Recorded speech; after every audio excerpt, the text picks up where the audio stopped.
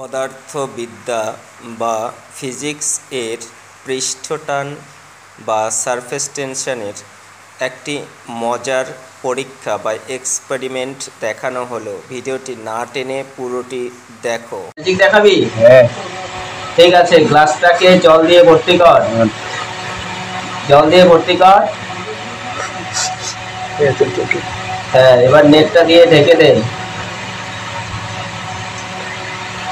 এবার মলারটাকে নেটের উপরে দে। বুঝেছিস? হ্যাঁ। এবার হাতের তালু দিয়ে চেপে ধর। পুরো সিস্টেমটাকে উল্টিয়ে দে। উল্টিয়ে দে। দিয়েছিস? হ্যাঁ। এবার থালাটাকে সরিয়ে নে। হ্যাঁ, নেটটাকে এবার হাত দিয়ে ভালো করে ধর। ধরে নিচের হাতটা আস্তে করে সরিয়ে নে। মলারটাকে সরিয়ে নে।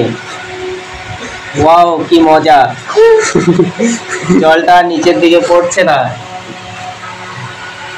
এটা হচ্ছে সারফেস টেনশন বা পৃষ্ঠটানের জন্য এই জলটা নেটের মধ্যে দিয়ে পড়ছে না, গ্লাসের মধ্যে আটকানো আছে।